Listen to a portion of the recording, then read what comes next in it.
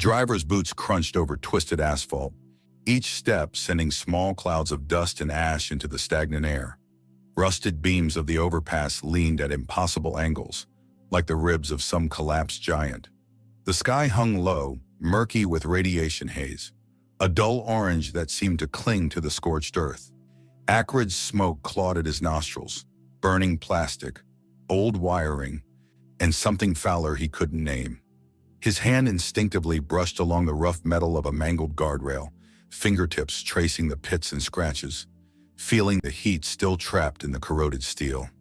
A distant groan of metal echoed through the empty freeway. The driver paused, head tilting slightly, sensing movement before seeing it. Wind pushed dust across the concrete in slow, rolling waves, and he could hear it. Faint, wet, scraping noises like fingernails dragging across brittle tin. He knelt beside a half-buried car, its tires melted into blackened puddles. Fingers dipped into the gritty residue of ash and dirt, lifting a small, dented canteen. He shook it. Empty. Figures of shadows, elongated and distorted by the setting sun, darted between the wreckage.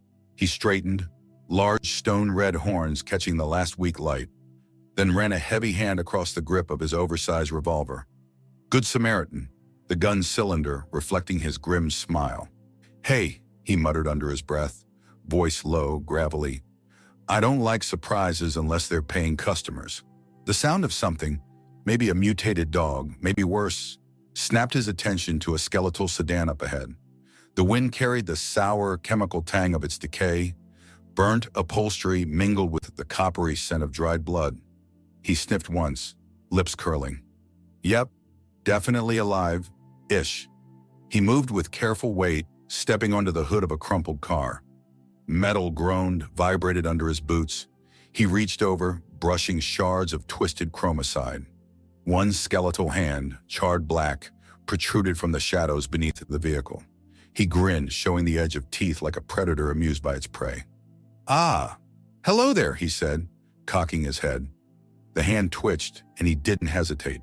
With a swift, practiced motion, he swung his massive right fist, the right hand of doom, down, crushing the bone against the concrete with a wet crack. He smelled it instantly. The acrid tang of burned plastic mixed with iron-heavy blood.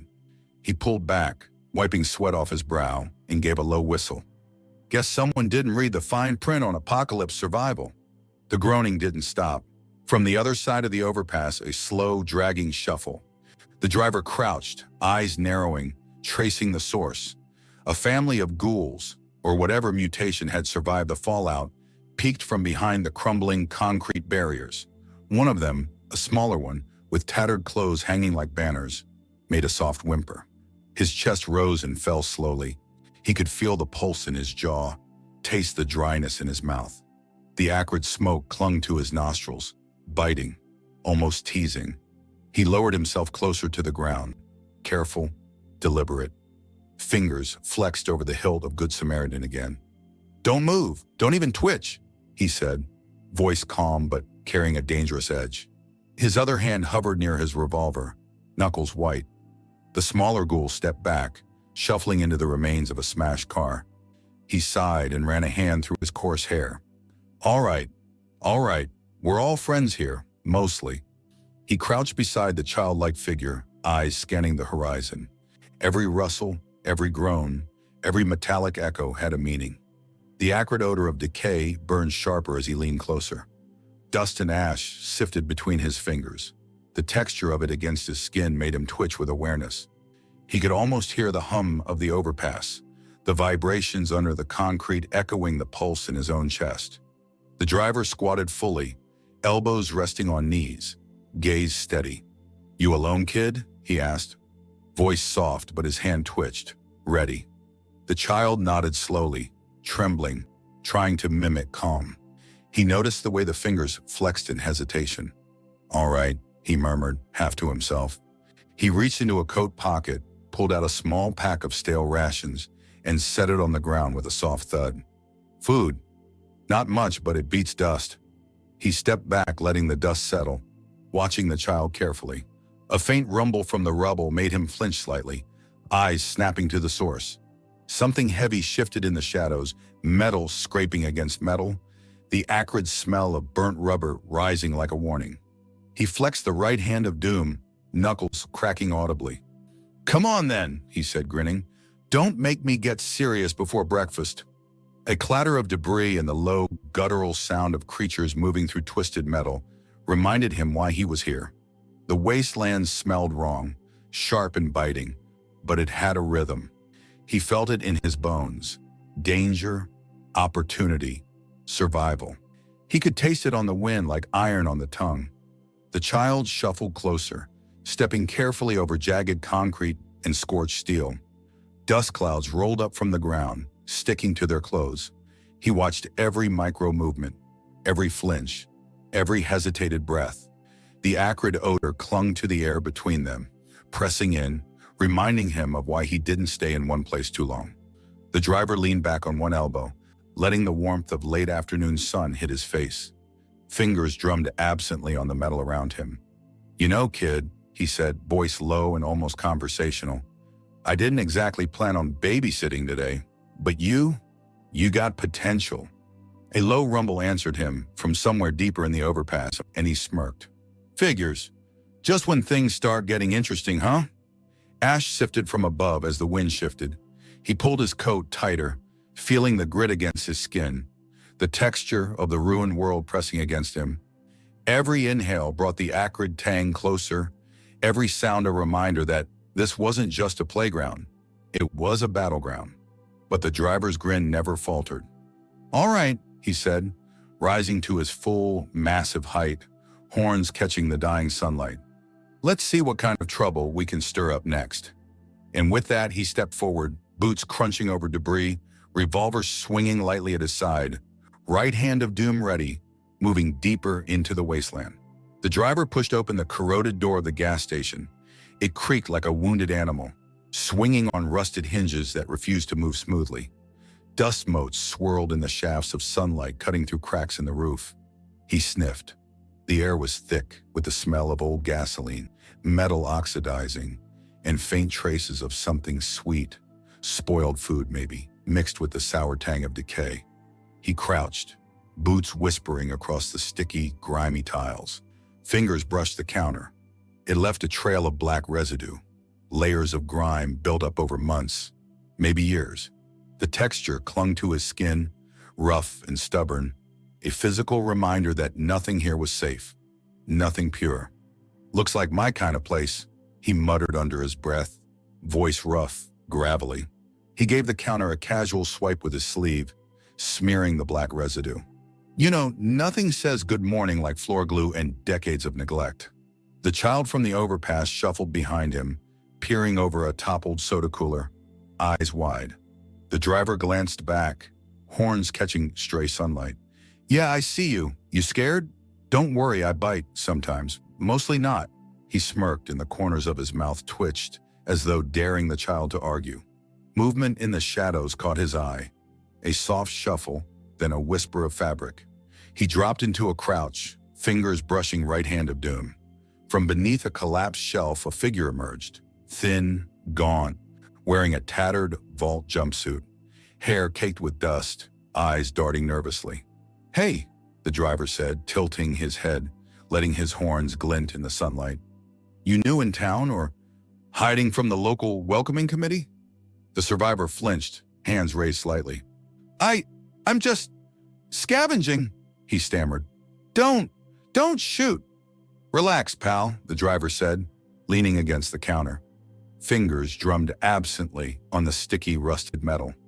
The texture was uneven under his knuckles, pitted, corroded, sharp in some places. "I only shoot idiots, and a few lucky mutants." He tapped his revolver casually, cylinder gleaming. You're safe for now." The survivor's eyes flicked to the child. You found them?" he asked, voice trembling.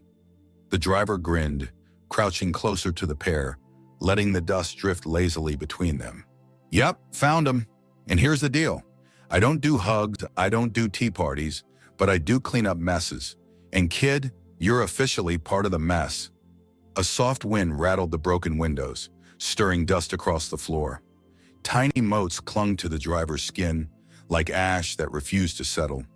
He flexed his jaw, tasting the dryness in his mouth.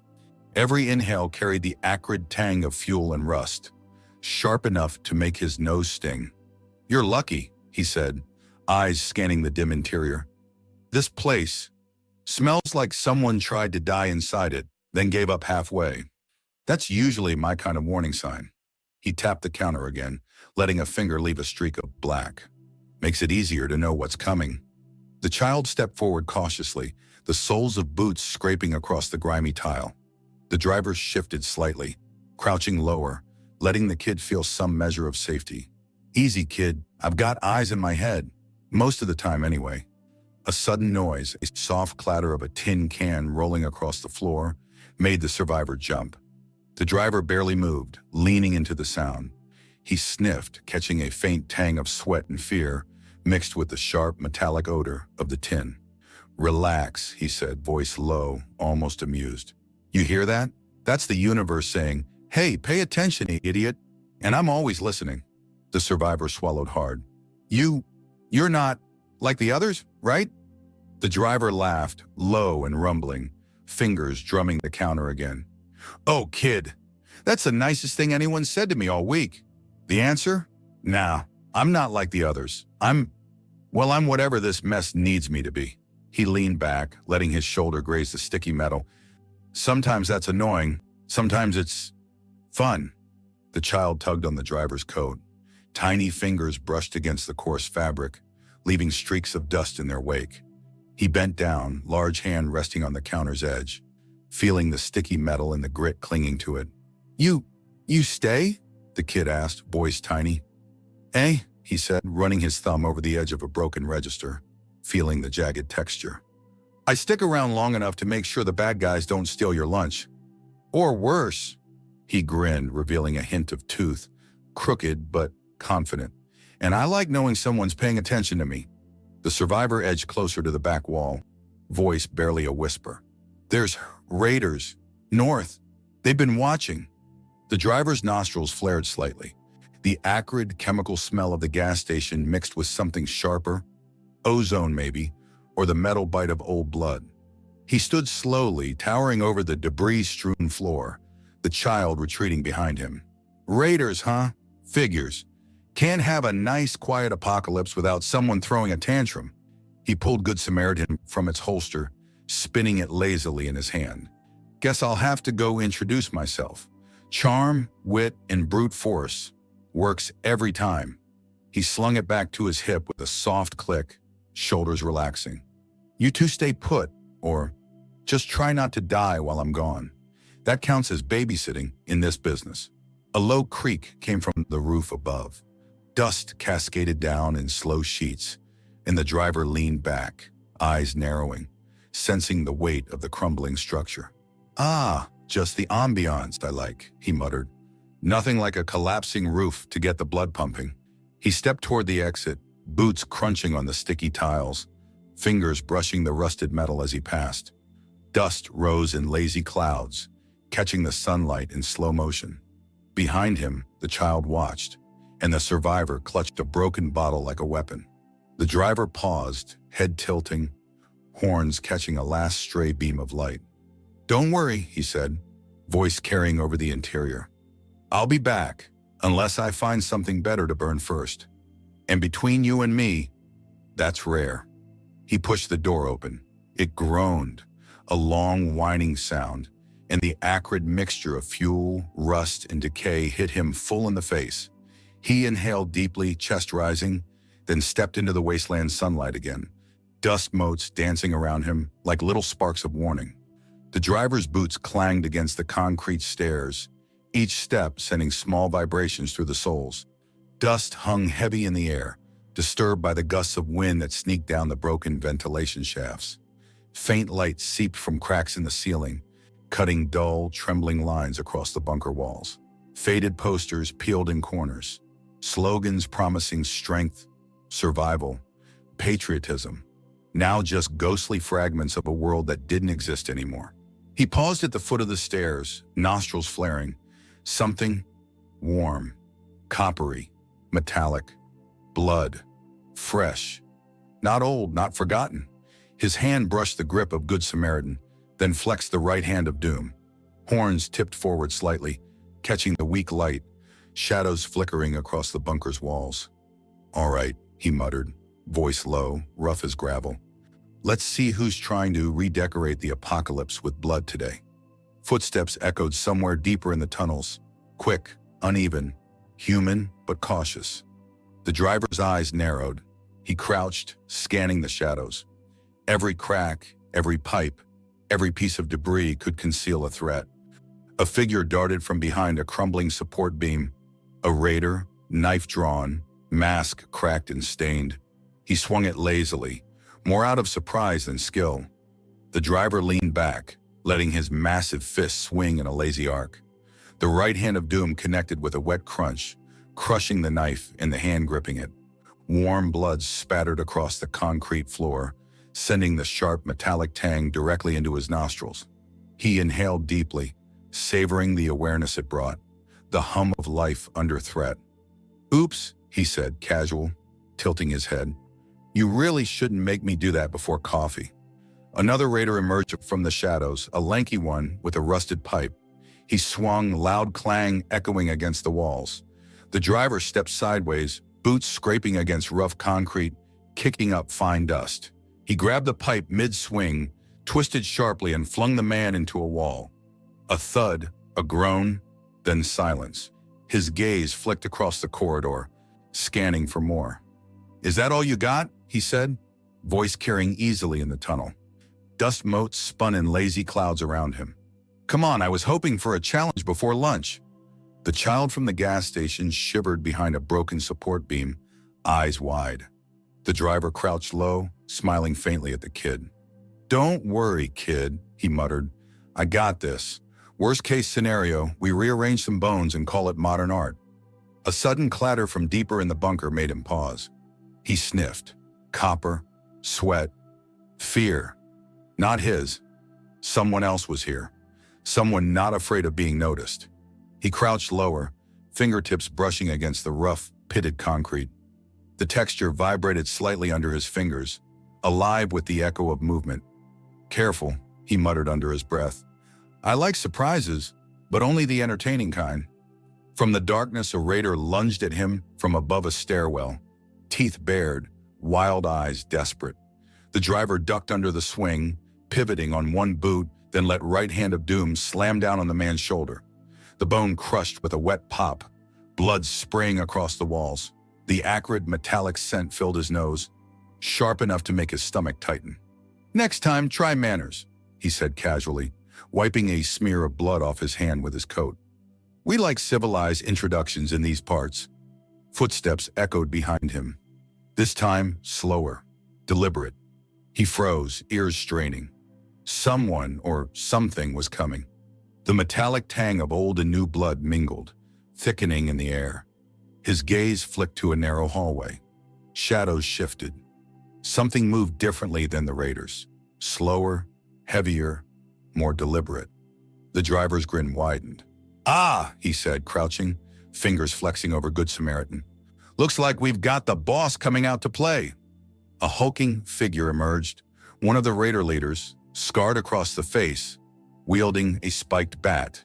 He stopped a few feet away, breathing heavy, muscles taut. The echo of his footsteps bounced off the walls, mixing with the faint hum of ventilation fans. The driver leaned forward slightly, resting both fists on his knees, grinning. "You're big. I like big. Means you hit harder, maybe smarter. Let's find out." The leader charged. The driver sidestepped, grabbing the spiked bat mid-swing. He twisted it, spinning it out of the man's hands, then slammed it into the wall. The metal struck with a loud clang, spraying splinters and sparks. "Hey, careful with the merchandise," he called over his shoulder, voice booming in the corridor. "I'm trying to save the apocalypse some paperwork."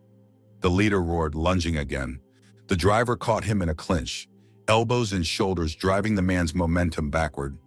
Bones cracked, the metallic tang of blood heavy in the air. The echo of the impact resonated through the tunnel, vibrating through his chest. He finally pushed the man to the ground, letting the weight of his massive hand pin him. Breathing steady, he tilted his head, horns catching the sparse light. "And that's why you don't mess with strangers," he said, voice low, dryly amused. "Lesson learned, right?" From behind a collapsed shelf, the child peeked out, eyes wide, clutching at their clothing. The driver crouched to their level. Fingers ran over the sticky concrete dust, letting them see he wasn't finished. But they were safe. "See? Nothing to worry about," he said. "Unless the floor decides to eat us next." He smiled faintly, showing teeth. Then, well, that's a different day. He stood slowly, boots crunching on the rough concrete, the metallic tang of blood heavy in the air, dust drifting lazily. He glanced down the corridor. The rest of the raiders lay groaning or unconscious. "All right," he muttered, running a hand along the pitted wall. "Looks like the neighborhood's mine for now. Time to figure out what's next." The child stepped closer, brushing against his coat. He looked down at them, large eyes narrowing gently. "You know, stick with me, kid. I'm a terrible influence, but the best kind of terrible." The driver stepped out of the bunker into the square, boots crunching over gravel and shards of broken glass. The skeletons of cars leaned at impossible angles, twisted like ancient bones. The air was heavy with dust, but beneath it, something else lingered. Something sour, almost metallic, tinged with sulfur. He inhaled slowly, nostrils flaring. "Ah," he muttered, hand brushing along the rough hood of a rusted car. "Nothing like a little apocalypse with extra flavor." Sunlight cut through the haze in thin, trembling lines. Dust motes swirled lazily, drifting like tiny sparks in the heat. The low hum started as he walked, a vibration in his chest, almost imperceptible at first, then growing. He paused, eyes scanning the horizon. Buildings leaned in, broken facades staring down at him. The hum resonated through his bones, a steady thrum that matched the pulse in his veins. Something moved, a glint, a ripple along the cracked asphalt. He crouched instinctively, fingers brushing right hand of doom, eyes narrowing. From behind a collapsed bus, a small device throbbed with a dim light, pulsing in rhythm with the hum. Arcane symbols glowed faintly across its surface, etched deep, black against the metal. The driver grinned. "Well, would you look at that? Someone left their cosmic doohickey out for me. Thanks, pal." He stepped closer, boots stirring up dust. The hum grew stronger, vibrating against his chest, crawling up his spine to settle in the base of his skull. He reached out, fingers brushing the cold metal. A faint sulfur scent clawed at his nostrils, the hair on his arms prickling. The square erupted without warning. Mutants, twisted forms of once human scavengers, burst from behind vehicles, collapsing buildings and broken streets. Their eyes glowed faintly in the filtered sunlight, teeth bared, limbs jerking unnaturally. The driver exhaled through his nose, flexing his shoulders. Figures. Nothing ever stays boring for long, huh? He spun Good Samaritan into his hand with a practiced flick, cylinder clicking. Fingers tightened around the grip of his massive right hand of doom, knuckles cracking audibly. The first mutant lunged. He sidestepped, letting the beast crash into a skeletal sedan, metal screeching under the weight. He swung his fist, a massive arc of stone connecting with the mutant's skull. A wet crunch echoed in the square, the metallic tang of blood sharp in his nostrils. He inhaled, tasting the acrid mix of decay and metal. "Oops, hope that wasn't on the itinerary." Two more lunged from opposite sides. He pivoted, spinning with an almost casual fluidity. Right hand slammed one against the pavement with a bone-shattering thud, then caught the other midair, tossing it into a crumbling building with a deafening crash. Dust, debris, and faint smoke from scorched concrete filled the square. A scream, high-pitched, panicked, echoed through the skeletal ruins. The child stumbled out from behind a broken wall, eyes wide, trembling. The driver crouched, motioning them to stay low. "Hey, kid," he called, voice low, rough, carrying a hint of amusement. "I got this. Worst case, we redecorate the apocalypse." The hum pulsed again, stronger this time. The device, vibrating atop a shattered fountain, flared with brighter light. Energy arced from it, crackling faintly in the air. The driver narrowed his eyes, sensing its unnatural pull. All right, this is the part where things get weird, he muttered, stepping closer, boots crunching over glass and stone. A mutant shrieked behind him. He ducked, pivoting with the weight of his bulk, sweeping the creature off its feet with right hand of doom. The sound of metal against bone, the low thrum of the device, the sulfur-heavy tang filling the air. It was intoxicating, alive. He crouched by the device, fingertips tracing the glowing symbols. They pulsed faster, reacting to his presence. Huh, fancy little trinket you got here. Let's see what secrets you're hiding. He tapped it lightly with his massive knuckle. Sparks flew. The hum became a deep, resonant vibration against his chest, thrumming through his body like a heartbeat of some otherworldly giant. Mutants surged again, more frantic, more desperate. The driver swiveled, fists flying. One came too close. He caught it, slammed its head into the ground, feeling the crunch reverberate through his knuckles. Another came from above, and he grabbed it mid-leap, spinning and flinging it across the square. Blood, dust, and sweat mingled in the thick air, metallic and acrid. The child ducked behind him, hands gripping the hem of his coat.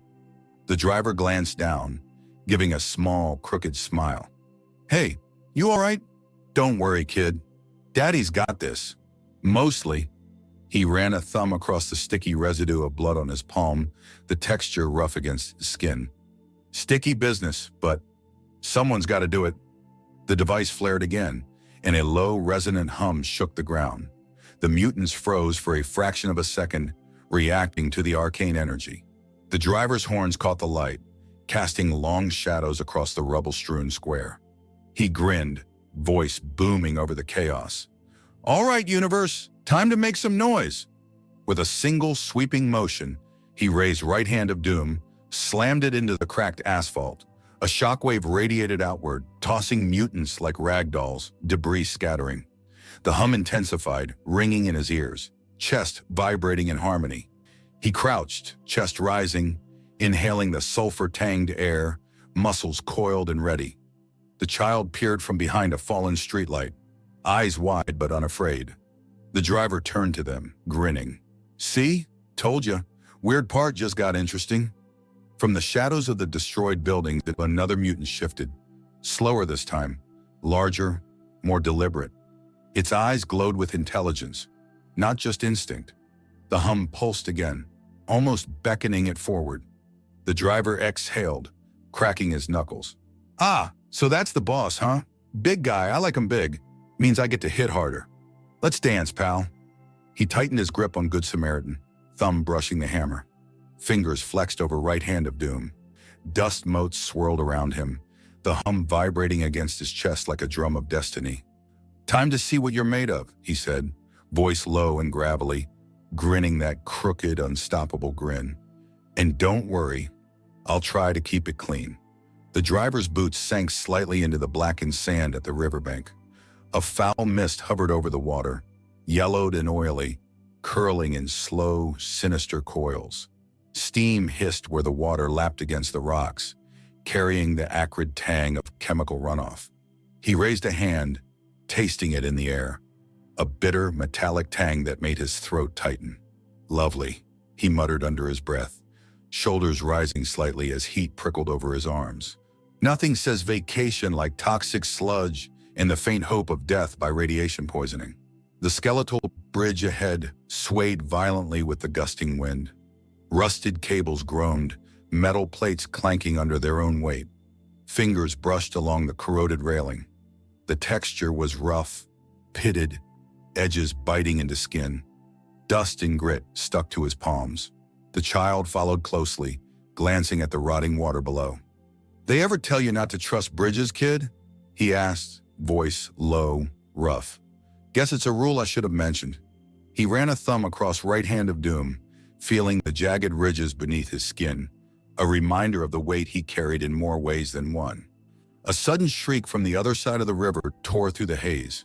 Mutants, thin, spindly things with ragged limbs, clambered from the blackened water. Their skin smoked, hissing where acid from the river burned their flesh. The acrid tang hit the driver immediately, sharp and metallic. He exhaled through his nose, the scent crawling under his skin like fire. "Ah," he muttered, cracking his knuckles. "They didn't RSVP, huh?" Figures. One lunged across the bridge, claws scraping the corroded metal, sparks flying. The driver caught it mid-leap, pivoting, and slammed it against the railing. The mutant shrieked, smoke curling from its charred body. The heat prickled his skin where embers danced across his coat. "Sorry, pal," he said, grinning faintly, "but I don't do water shows." Another mutant surged from the river, faster this time. The driver swung Good Samaritan, cylinder clicking. The gun barked a short, clean shot. The mutant froze, howled, then toppled backward into the black water with a hiss. Steam rose around it, carrying the acrid scent up into the sky. He stepped forward, boots crunching on the rusted metal. The child tugged at his coat. "Help!" they whispered, eyes wide. The driver crouched slightly, scanning the other side of the bridge. A larger mutant, twice the size of the others, surged toward the child. Muscles coiled unnaturally, glowing veins pulsing faintly under taut, leathery skin. Heat prickled across the driver's neck as the chemical fumes drifted upward. "Not today, buddy," he muttered, shifting weight forward. The air around him vibrated faintly, a low hum of anticipation. He crouched low, arms wide, right hand of doom ready. The giant mutant lunged. The driver sidestepped, twisting his wrist, and slammed his massive stone fist into the creature's chest. A shockwave rattled the rusted metal bridge, sparks flying, the mutant's scream cutting through the hiss of the water. He inhaled deeply, tasting the acrid smoke and the faint sulfur tang curling from its burned skin. "Lesson 1, he said, voice low and gravelly. "Never underestimate a guy in a trench coat, especially one with these." He tapped right hand of doom, flexing the massive stone fingers. "Mostly applies to monsters, but humans too." Another mutant surged at the child.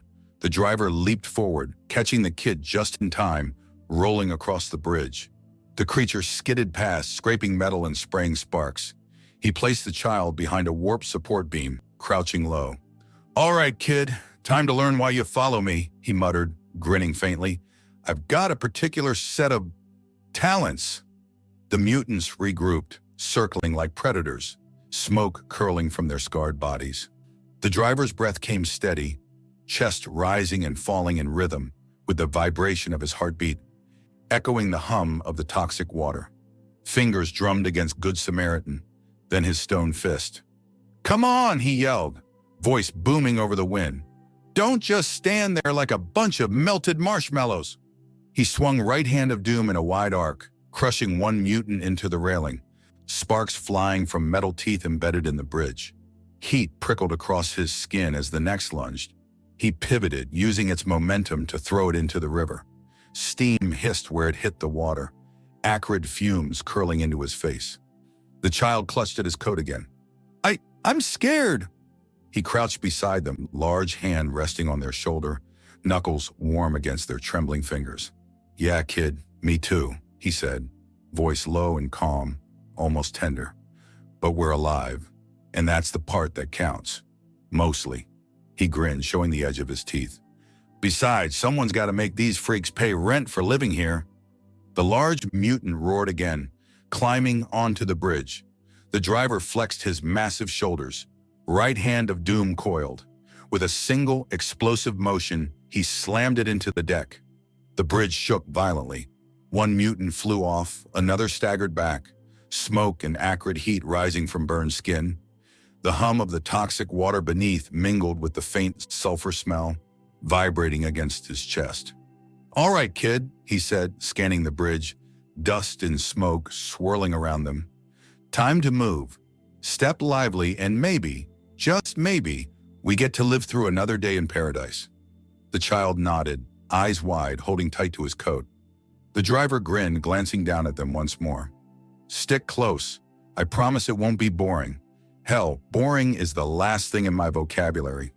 He stepped forward, boots crunching on the scorched, corroded metal, moving toward the far side of the bridge, ready to face whatever lay beyond in the wasteland. Flames of determination in his eyes, heat prickling skin, acrid smoke curling around him like an old familiar friend. The driver ducked beneath a fallen steel beam, shoulders brushing against splintered wood and twisted metal. Dust hung thick in the air, motes drifting in lazy columns where the weak sun shone through shattered windows. Charred paper littered the floor, curling in slow black tendrils around his boots.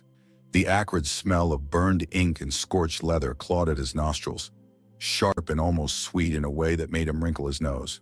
"Great," he muttered, voice low and gravelly. "Nothing says fun afternoon like a library that looks like a fire demon threw a party."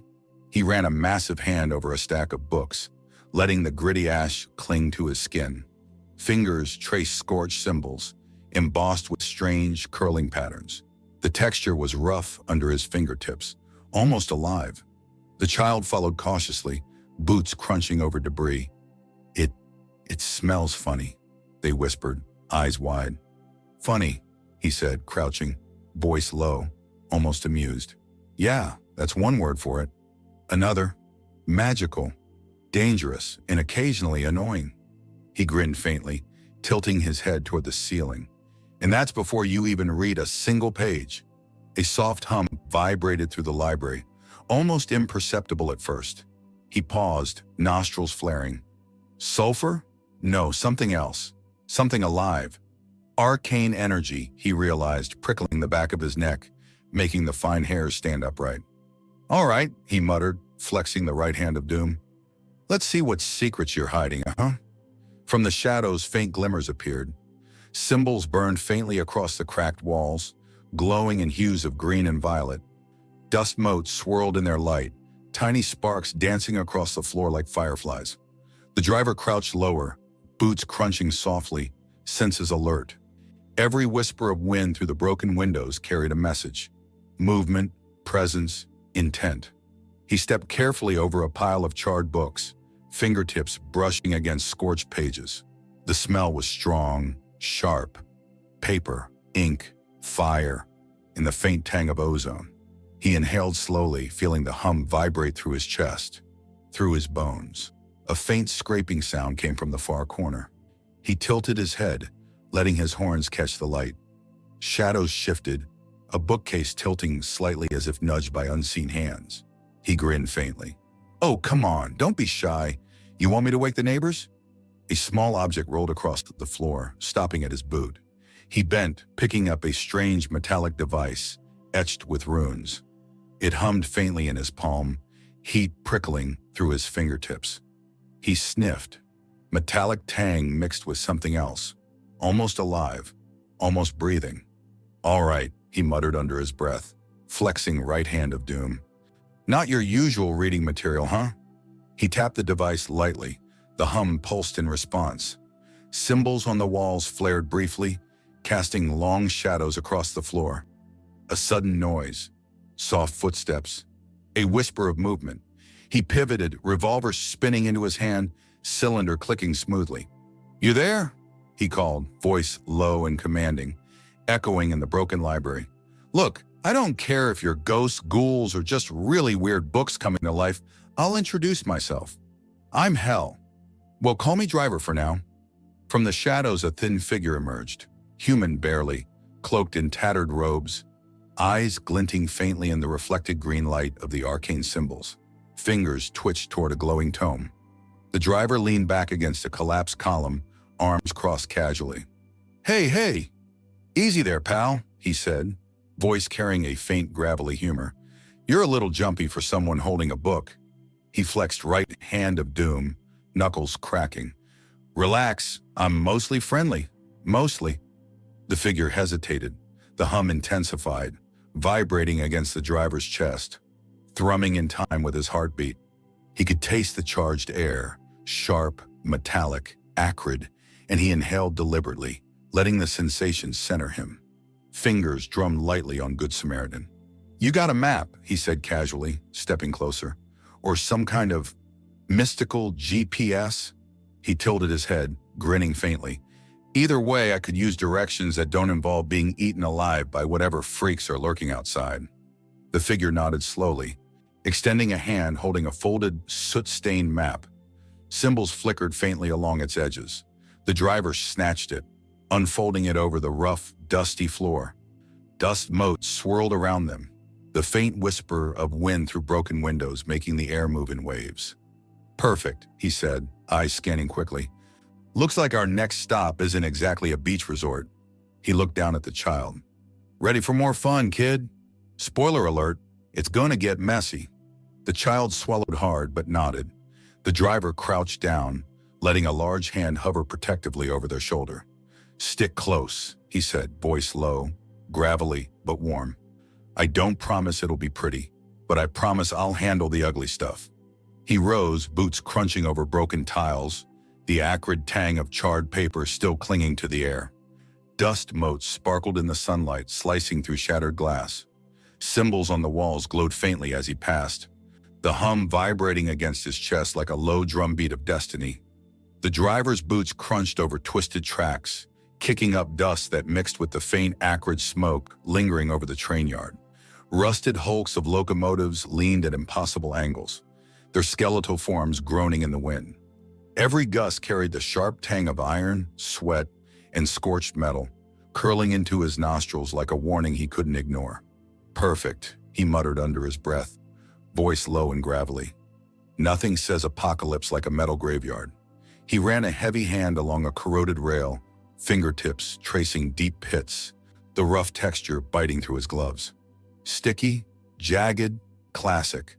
The child shuffled behind him, boots scraping over rust flakes. The driver glanced back, horns catching the dim sunlight. "Hey, keep your eyes open. This place isn't exactly a playground. Unless your idea of fun is getting flattened by rolling debris."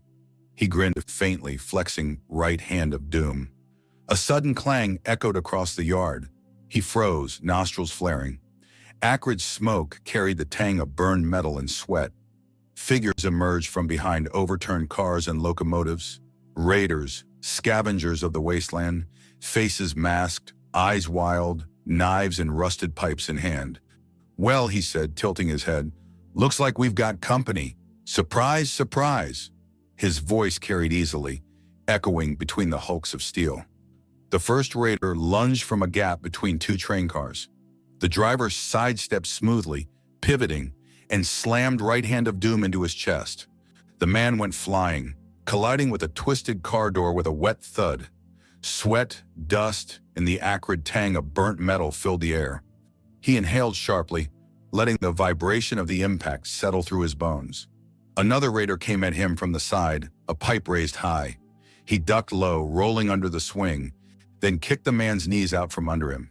The pipe clanged against the rails, sparks flying where metal met metal. "Not very polite," he muttered, grinning. "I like manners. Table manners. Bridge manners. You know, apocalypse manners." The child ducked behind a partially collapsed freight car, eyes wide.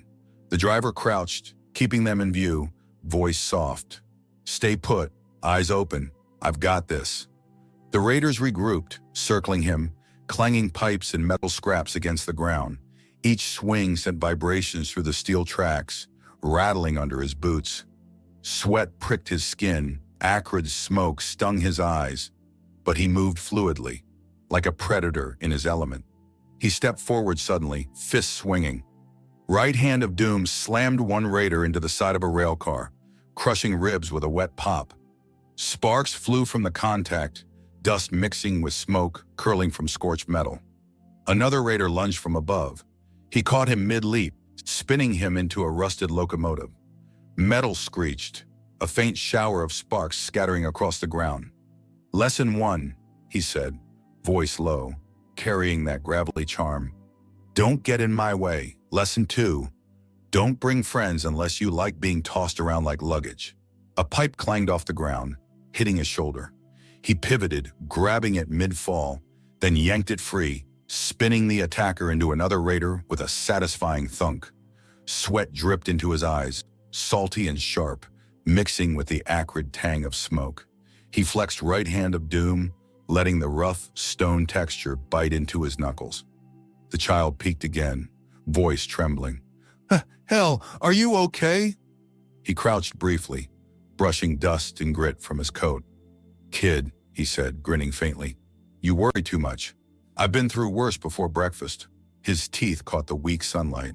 "Mostly." A larger raider, a hulking brute with makeshift armor, stepped from behind a train car. Muscles tensed, pipe raised.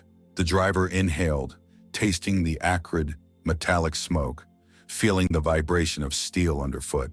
Heat prickled across his skin as he squared off, right hand of doom cracking. "Ah, big guy," he muttered, stepping forward with a grin. Finally, someone worth hitting. The brute lunged. The driver pivoted, using his massive hand to deflect the pipe, then slammed his fist into the man's chest. The impact reverberated through the rail beneath them. Sparks flew from metal edges, acrid smoke curling around the driver's coat. The raider went sprawling, groaning, smoke rising from singed clothing. "See," he said, voice carrying a low rumble. "Told you. You bring size, I bring attitude. And these." He flexed right hand of doom again. The remaining raiders faltered, circling cautiously. The child ducked closer behind a rail car, breath shallow. The driver crouched beside them, hand brushing the rough metal edge. "All right, kid," he said softly. "Lesson in apocalypse combat. Sometimes you fight, sometimes you survive, and sometimes you just watch someone else make a mess for you." He rose slowly, boots crunching on rusted metal, acrid smoke curling around his face. "Looks like we're clear. For now." He grinned faintly, tilting his head, horns catching the sunlight. "And remember, never bet against a guy with a stone hand and a taste for chaos." A low whistle echoed across the yard as he walked toward the far end, keeping an eye on the child. Sparks danced in the sunlight, dust motes swirling in the acrid haze, the clanging of metal echoing faintly behind them. The wasteland waited, and the driver moved forward, grin intact, right hand of doom, ready for whatever came next. The driver's boots slid slightly on the slick stone at the cave entrance. Water dripped from jagged stalactites overhead, striking the blackened rocks with a hollow plink. The smell of wet earth mingled with something sour. Mutant sweat, decay, filled his nostrils, prickling against his senses.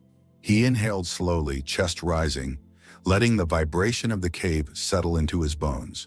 "Lovely," he muttered under his breath, voice low, gravelly. Nothing says a fun afternoon like wet rocks and the faint possibility of being eaten alive. The child followed cautiously, hand gripping his coat, eyes wide.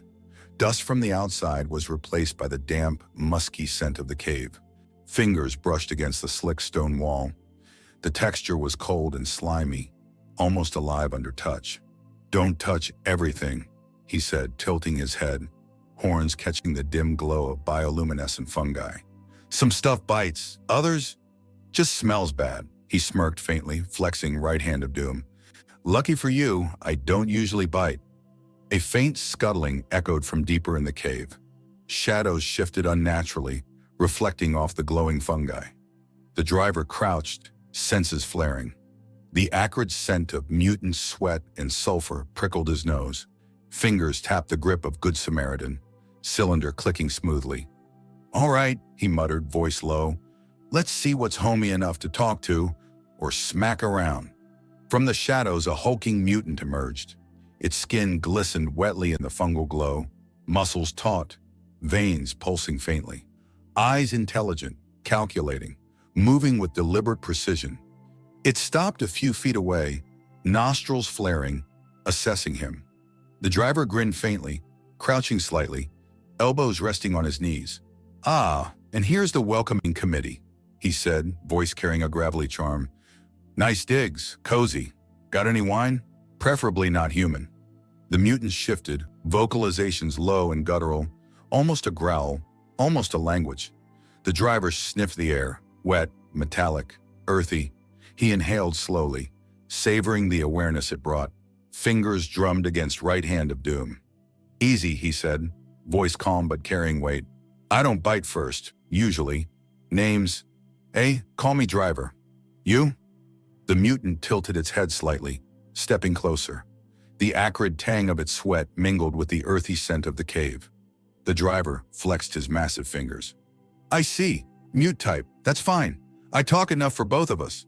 The child tugged gently at his coat. He's scary." "Yeah," he muttered, crouching beside the kid, letting a large hand hover protectively. But I like scary. Means we get to have fun. Mostly. He grinned faintly, teeth catching the glow of the fungi. The mutant made a sudden move, low and deliberate. The driver's pulse quickened. Heat prickled across his skin, muscles coiling. He pivoted smoothly, slamming right hand of doom into the stone floor near its feet. The vibration echoed through the cave, startling smaller creatures lurking in the shadows. "See," he said, voice low, dry humor threading the words. "I do manners, mostly. I also do shock therapy. Helps the neighbors understand I'm serious." The mutant froze, sensing the weight of his presence. The acrid, metallic scent thickened in the air, blending with the earthy dampness. He leaned forward slightly, elbows resting on knees, eyes locked. "Look," he said, voice calm, "I don't care about your diet, lifestyle, or weird, glowing fungi hobbies. I'm here to get what I came for. And you, big stone hand, horns, grumpy face, you're either going to help or we're going to have a mess." A low rumble echoed through the cave, subtle but deliberate. The mutant made a guttural sound, stepping back slightly. The driver smiled faintly, reading the hesitation, feeling the hum of energy underfoot. Fingers drummed against Good Samaritan, then flexed the stone hand. "Negotiation," he muttered, voice rough, gravelly, almost to himself. "Better than breaking everything." "Sometimes." He exhaled, tasting the wet, earthy air. "Mostly," he grinned, tilting his head. "I like messy, but clever messy is better than stupid messy." The mutant shifted, then placed a clawed hand on a glowing rune etched into the floor. The light flared brighter, pulsing against the walls. The driver crouched lower, letting the vibration hum through his chest. He inhaled deeply, feeling the pulse synchronize with his own heartbeat. "All right," he said, voice low, almost a rumble. "Looks like we're talking business, and I'm all ears, as long as the ears don't get eaten." He flexed right hand of doom, knuckles cracking audibly. "Mostly," the child whispered. "Will it hurt us?" He crouched beside them, thumb brushing their shoulder. "Kid," he said softly, voice low but warm. "We're here, aren't we? That's the point. I've got your back. And besides, I like making friends the hard way." The mutant hesitated, its eyes flicking toward the child. It growled low, but the intensity softened slightly. The driver grinned faintly. "See? Even monsters have a soft spot. Sometimes." He tapped the glowing rune lightly. "Let's make a deal, pal. You don't eat anyone today. I don't crush your face. Fair?" The mutant made a guttural acknowledgement, stepping back further. The acrid tang of its sweat mixed with the earthy smell of the cave, hanging thick in the air. The driver exhaled, hand running over the slick, slimy rock, feeling the vibration of the cave beneath his fingers. "All right," he said, voice gravelly but amused. "Deal done. Now, let's see what other surprises this delightful little wasteland has in store." He rose slowly, boots crunching against scattered debris, flexing right hand of doom, the child clutching his coat, eyes wide but trusting. The mutant retreated slightly, the glow of the fungi flickering in time with the cave's low hum. "Stick close," he muttered to the kid. "It's about to get interesting." The driver climbed onto a rusted girder, boots scraping against rough, corroded steel. The factory below smelled of charred metal, oil, and faintly of sweat. Acrid smoke from a distant fire drifted into his nostrils, sharp enough to make him grit his teeth. Dust motes floated lazily in the weak shafts of sunlight, catching on the edges of his horns. "Lovely day for a factory fight," he muttered under his breath, flexing right hand of doom. "Nothing says apocalypse like rust, fire, and screaming idiots." The child clung to a lower platform, wide-eyed. The driver crouched beside them, letting his bulk shield them from view. "Hey, kid," he said, voice low but gravelly. "This is the part where you learn two things. 1, never trust anything that breathes in a wasteland. 2, bring a big stone hand. That usually helps." A clatter echoed above the factory floor. Raider reinforcements appeared, silhouetted against the smoke. Rusted rifles and jagged blades glinted in the light. At the same time, mutants swarmed the lower levels, claws scraping metal and concrete, hissing in anger. The acrid tang of smoke, metal, and sweat intensified, prickling the driver's skin. "Figures," he muttered, cracking his knuckles. Nothing ever stays boring for long. He leapt across a collapsed walkway, boots landing with a heavy clang. Fingers brushed against the rough metal, scraping grit and rust into his palms. He grinned faintly, voice echoing over the chaos. You know, some people just can't resist a party, and I love parties. A mutant lunged from the catwalk, claws snapping. The driver pivoted, catching it midair, spinning it into a railing. Sparks flew as claws scraped steel, acrid smoke curling around him. Lesson 1, he muttered, voice low. Don't get in my way. Lesson 2, always check your corners. Above, raiders fired rifles. Bullets pinged against girders, scattering sparks and dust. The driver crouched, pivoting smoothly, letting his massive right hand of doom absorb the impact of one stray round. He swung, knocking a raider off balance. The man collided with a pipe, groaning as metal groaned and bent under his weight. Oops, he said casually, grinning faintly. Hope that wasn't on the agenda. The child scrambled lower, clutching a rusted beam. The driver's gaze flicked down, smile faint. Hang tight, kid. Daddy's got this. Mostly. He tapped Good Samaritan, cylinder clicking. Time to remind these folks who runs the show. Mutants swarmed from below, claws snapping against metal. The driver pivoted, slamming one into a support beam. Sparks flew, smoke rising in lazy curls. Heat prickled across his skin from the nearby fire. Another raider swung a pipe from above. He sidestepped, catching it mid-fall, yanking it from the man's grip and tossing him into the chaos below. Brutal, but fair, he said, voice low, gravelly, carrying dark humor. Mostly fair. The hum of arcane energy from earlier seemed to pulse faintly in his chest, vibrating with anticipation. Dust and smoke swirled around him, sharp against his nostrils, grit clinging to skin. He leapt again, boots scraping metal, flexing right hand of doom, sending a mutant hurtling across the walkway. From a higher catwalk, a raider leader shouted, gesturing with a pistol.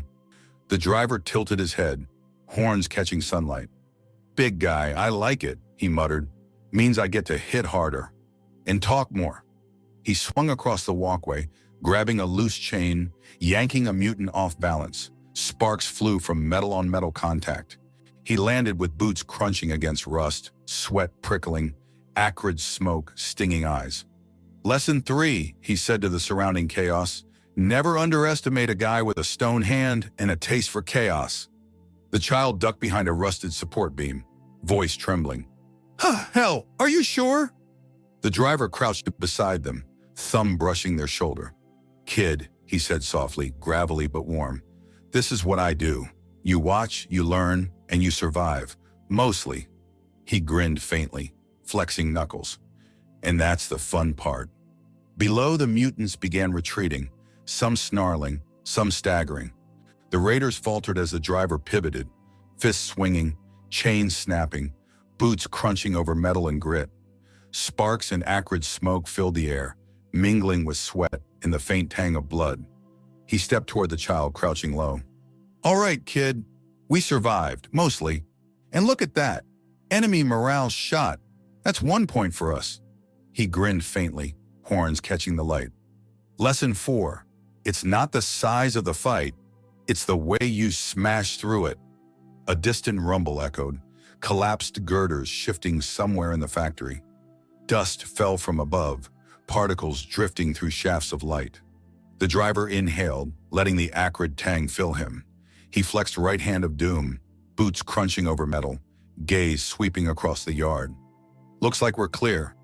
For now, he said, voice low but carrying that signature gravelly charm. And kid, remember, stick close. This is just the warm-up. The child nodded, wide-eyed but trusting. The driver smirked faintly, stepping forward into the dust and smoke, steel underfoot, ready to face whatever came next. The driver stepped through the cathedral doors, if they could still be called doors, boots crunching over shards of stained glass and broken tiles. Dust and ash clung to his coat, the faint tang of sulfur hanging in the air, prickling his nostrils. The cathedral loomed like a hollowed skeleton, arches fractured, pews splintered, faint shafts of sunlight cutting through the shattered roof. Lovely, he muttered, voice low, gravelly. Nothing says apocalypse like holy ruins and leftover magic. Smells spicy. He flexed right hand of doom, letting the rough stone texture bite into his palm. The child followed cautiously, clutching his coat. It smells weird, they whispered. Yeah, he said, crouching slightly, voice low but amused.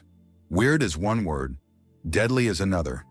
Mostly it's a reminder not to breathe too deeply. From the shattered altar, a figure emerged. Tall, cloaked in tattered robes, skin tinged with faint blue veins, eyes glowing with unnatural fire. Faint sulfur smoke coiled from its nostrils, curling across the cracked stone floor. The air hummed, vibrating faintly through the driver's chest, matching the rhythm of his pulse.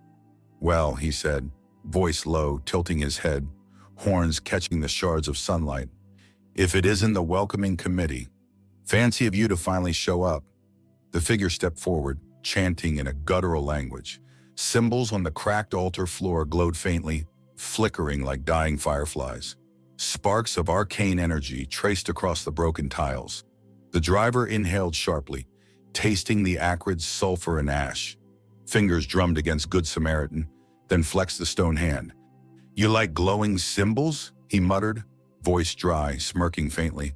'Cause I brought my own kind of glow, mostly teeth and fists. The supernatural figure hurled a bolt of energy, a streak of fire and crackling lightning. The driver pivoted, letting the energy hiss past him, boots sliding on glass shards. Sparks flew as the bolt struck a broken column, sending fragments skittering across the floor. Acrid smoke filled the air, pricking eyes and nose. Hey, he called, voice booming, gravelly, amused. I like flashy, but do you really need the pyrotechnics? He grinned faintly, flexing right hand of doom. He charged, swinging his massive fist. The figure leapt aside, chanting again. Arcane fire licked the floor, raising temperature, prickling the driver's skin. He pivoted, grabbing a fallen beam, using it as leverage to vault across the altar, boots crunching over shattered glass. The child ducked behind a fractured pew, eyes wide. The driver crouched beside them. Hang tight, kid, he muttered, thumb brushing their shoulder. Lesson 5, if it breathes fire and hums ominously, make sure your big stone friends got your back. The supernatural figure summoned more energy, arcs of lightning tracing across the cathedral floor. Sparks danced across shattered stained glass shards, sending colored lights flickering across the walls. The driver inhaled sharply, tasting the metallic tang of charged air, letting it focus him. He swung Good Samaritan, firing a clean shot. The energy bolt ricocheted off a metal beam, striking a rune on the altar. The figure hissed, staggering slightly, blue veins flaring in response. See? The driver said, voice low, gravelly, almost playful. Sometimes it's the little things that count. He pivoted, fists ready. Right hand of doom smashed into the altar's edge, sending a wave of stone fragments flying. The figure recoiled, arcs of arcane fire sizzling on the floor. The child whispered, voice trembling. Is it going to hurt us? Kid, he said, crouching, tone low but steady. We're fine, mostly, and if it gets too rough, he grinned faintly, horns catching flickering light. Well, that's what this is for. He slammed his stone fist into the ground, echoing through the cathedral. Dust and shards rattled, the vibration humming through his bones. The figure roared, summoning a massive bolt of energy. The driver pivoted, rolling under it, boots crunching over shards. He caught a fallen beam mid-roll, swinging it into the figure's side. Sparks flew, acrid smoke curling around them. He flexed right hand of doom, knuckles cracking, stone grinding against stone. All right, he muttered, voice low, gravelly, grinning faintly. Time for the part where I stop talking and start rearranging anatomy. He lunged, swinging fists in stone hand in a wide arc. The figure staggered, energy crackling, smoke rising from scorched tiles. Each impact reverberated through the ruined cathedral, shards crunching underfoot, acrid sulfur and ash filling the air. The child clutched his coat, eyes wide but trusting. The driver glanced down, thumb brushing their shoulder. "Lesson 6, he said, voice low, gravelly but warm. "If it's gonna hurt, make sure it hurts first." The supernatural figure screamed, staggering back, energy faltering slightly. The hum of the cathedral floor pulsed, matching the driver's heartbeat. He inhaled deeply, tasting the sulfur and ash. Fists ready, stone hand coiled. "This is it," he muttered, grin faint. "Point of no return, and I never take exits." He charged, boots crunching on glass and stone, fists swinging. Right hand of doom raised high. Arcane energy hissed and sputtered, sulfur tangs sharp in his nostrils. The fight was no longer a skirmish. It was war. And the wasteland, the child, and even the supernatural horrors themselves were about to learn exactly what that meant. The driver slammed right hand of doom into the cracked floor again, sending shock waves through shattered stone. Dust and ash swirled in the cathedral's fractured sunlight, mingling with the sharp, acrid tang of sulfur. Sparks of arcane energy sizzled where stone met rune, curling in the air like small, angry serpents. The supernatural figure surged forward, robes billowing, eyes glowing brighter. Energy licked its fingertips, arcs of lightning tracing along jagged cracks in the floor. Each movement carried a low hum that resonated through the driver's chest, vibrating through muscle and bone. "All right," he muttered, voice low, gravelly, smirk tugging at his lips. "Big guy, big energy. Time to see how you handle a stone hand with attitude." He pivoted, boots crunching over shards of stained glass, landing low with elbows braced. Good Samaritan barked, a clean, short report echoing off fractured walls. Sparks from ricocheting energy collided with bullets mid-air, leaving trails of light in the dust-heavy air. The figure countered with a sweep of fire, arcs crackling from fingertips to floor. The heat prickled against his skin, making sweat bead along his jawline. He rolled under the wave, boots skidding on broken stone, shards cutting through the dust. Acrid sulfur and ozone stung his nostrils. He sprang up, swinging right hand of doom in a massive arc, smashing into the figure's side. The impact sent a shockwave through the altar, dislodging rubble. The figure screeched, stumbling, energy flickering, smoke curling from scorched robes. "Lesson 7, he muttered, voice low, gravelly, smirking faintly. "Never underestimate a guy who looks like a demon and hits like one." The figure roared, summoning a sphere of crackling fire above its head. Heat prickled across his skin, sweat running down into his eyes. He ducked behind a fractured column, shards crunching underfoot. Right hand of doom flexed, stone knuckles scraping against broken tiles. "Hot," he muttered, voice amused. "I like it, mostly."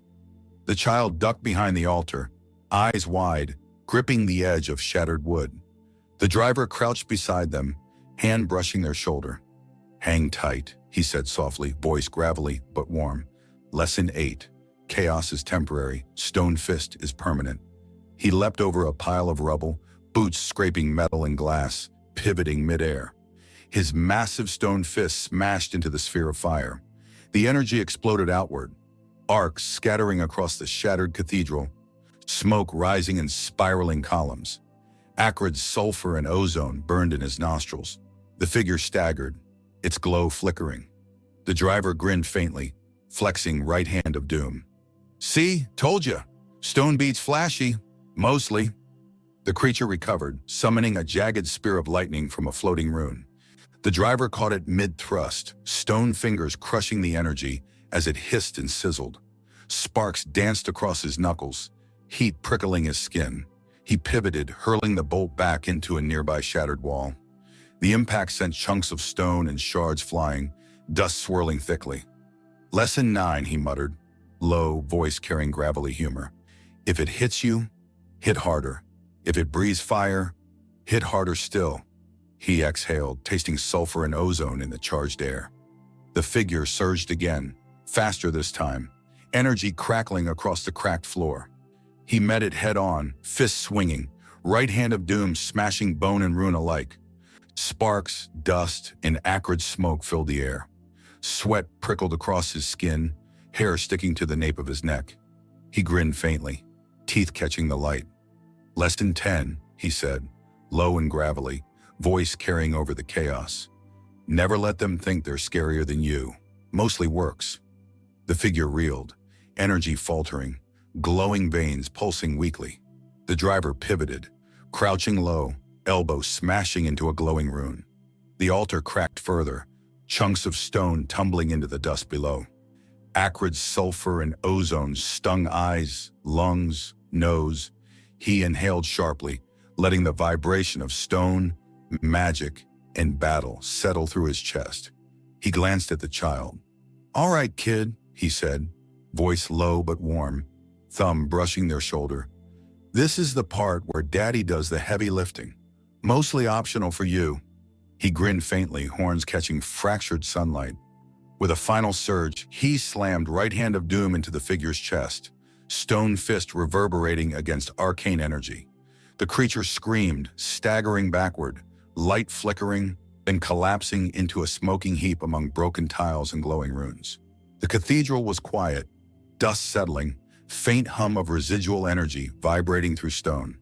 Acrid sulfur and ozone lingered in the air, prickling against skin and nostrils. The child exhaled shakily. Wow!" The driver crouched, hand brushing over the child's shoulder. "See?" he muttered, low, gravelly, faint smile tugging at his lips. "Mostly harmless if you know what you're doing." He flexed right hand of doom, knuckles cracking. "And sometimes, you just smash stuff." He rose slowly, boots crunching over shards of stained glass and cracked tiles, horns catching faint sunlight. Dust motes swirled in shafts of light, smoke curling in lazy spirals.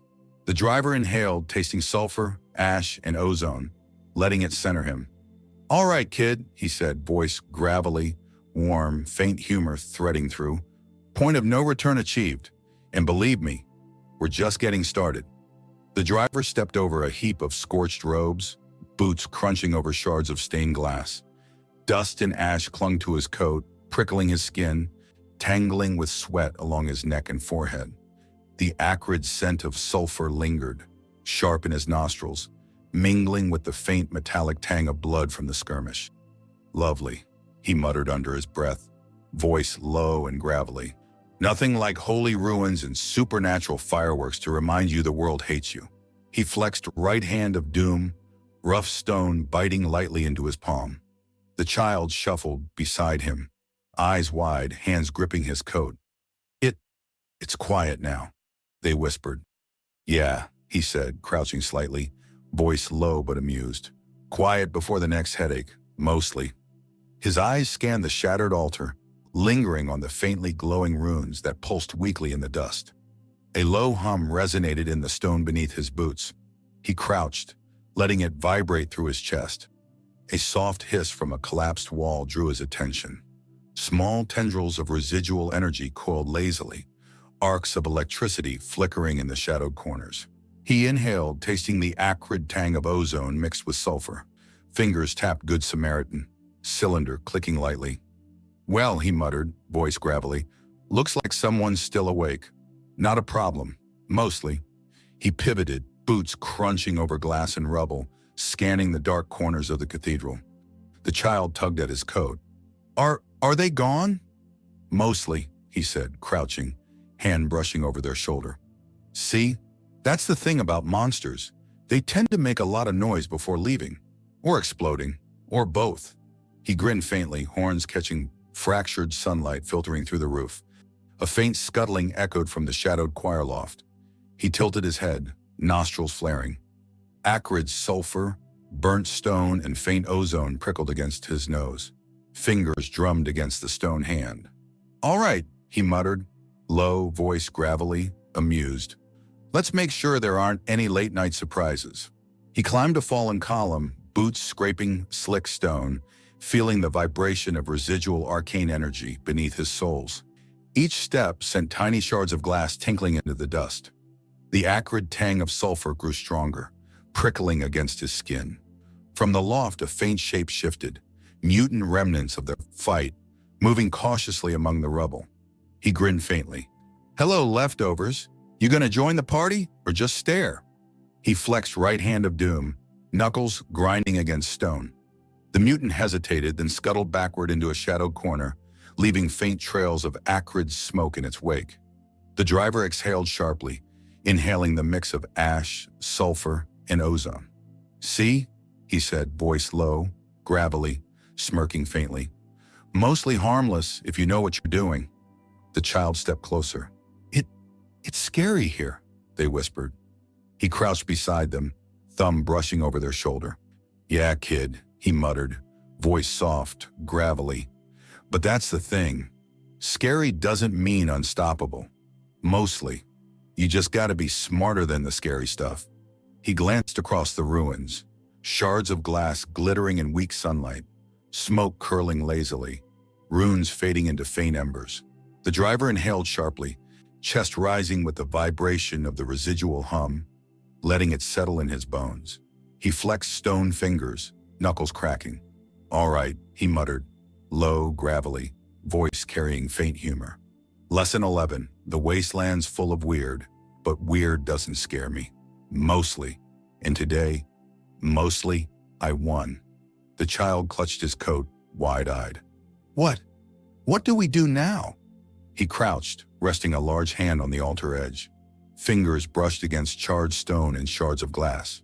Now, he said, voice low, gravelly, smirk tugging at his lips. Now we figure out why the universe hates us enough to make the undead, mutants, and whatever that thing was, throw a party. And we crash it. He rose slowly, boots crunching over shards and rubble, dust and smoke curling around him, acrid sulfur prickling his skin. The cathedral lay silent now, faint hum vibrating underfoot, shards glittering in weak sunlight. Stick close, kid, he said, voice warm but gravelly, thumb brushing their shoulder. Point of no return? Check. Fun? Mostly. And believe me, he flexed right hand of doom, knuckles cracking. The fun's just getting started. The child nodded, wide-eyed but trusting. The driver glanced over the shattered altar, breathing in the sulfur and ash, feeling the residual energy pulse against his chest.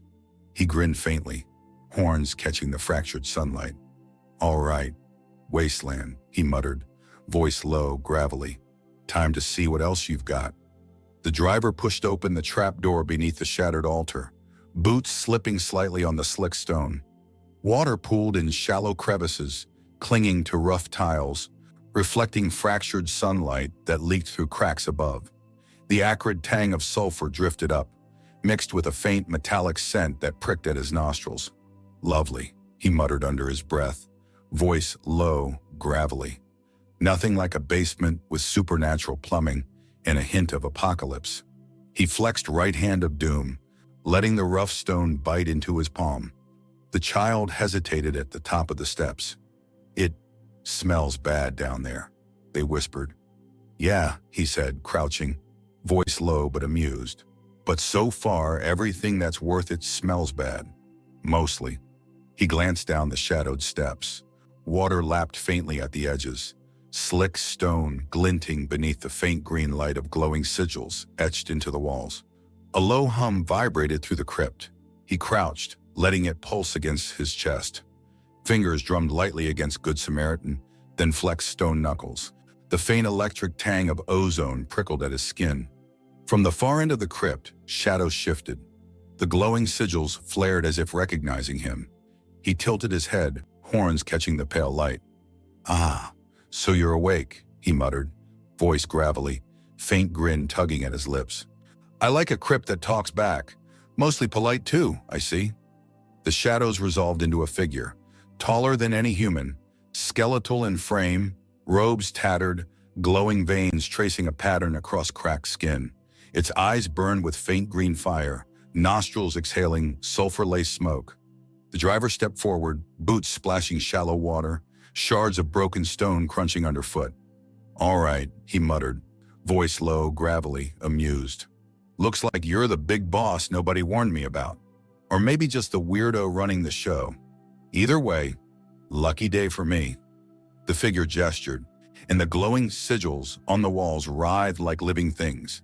A pulse of energy ran along the crypt floor, sending tiny tremors up his boots.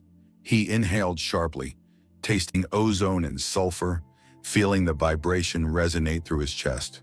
Fingers tapped right hand of doom. "You know," he said, voice low, smirk tugging faintly. "Most folks send an invite before throwing a magical apocalypse party. Just saying. Bad manners, really." The creature's voice was low and resonant, echoing across the crypt. The words were unintelligible, but the intent was clear. Dominance, power, warning.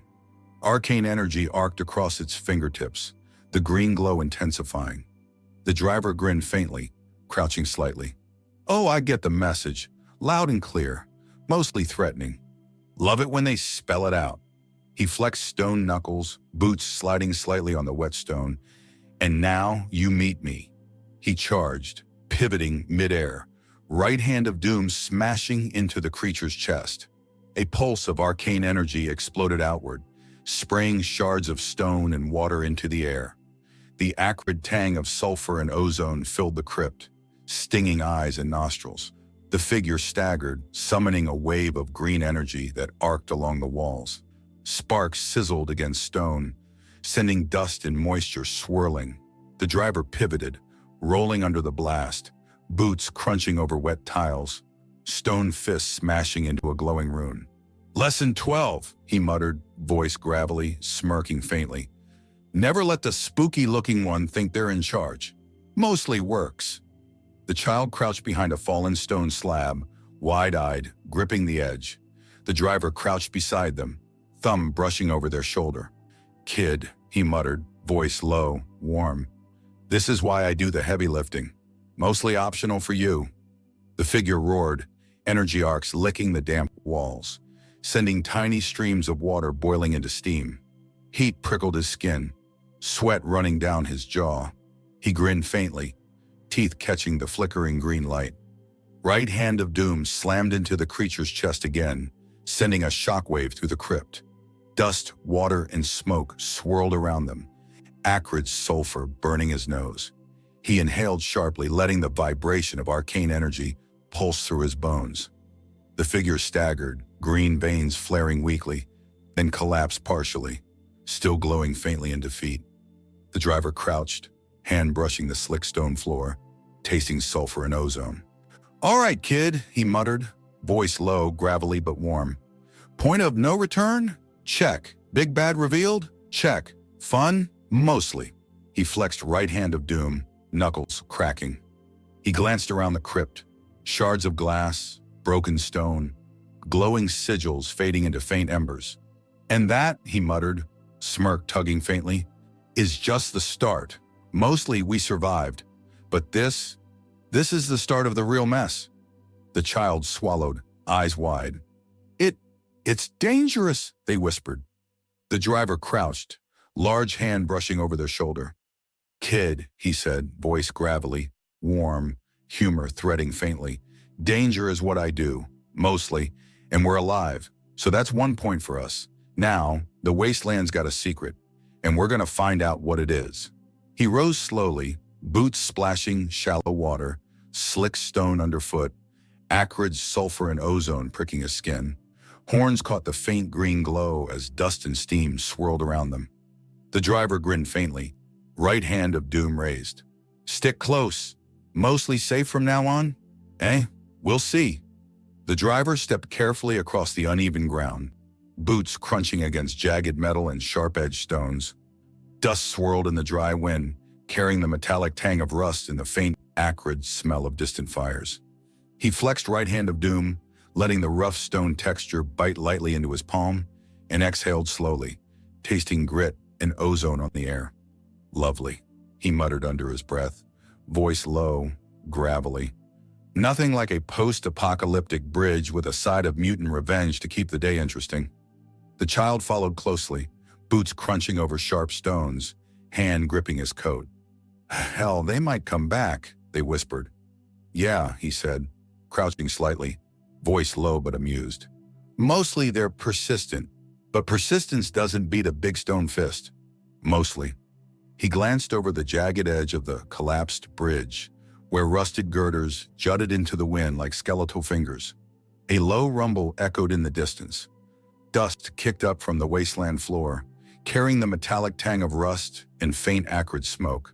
Raiders, reinforcements from the earlier fight, emerged from behind the twisted vehicles and crumbled walls, jagged pipes and rifles in hand.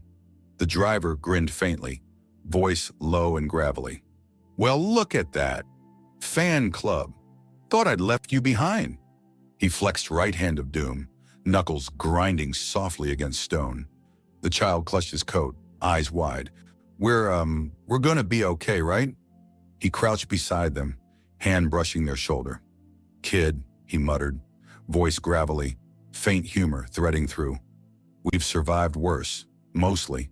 And if not, well, that's why I brought the stone hand."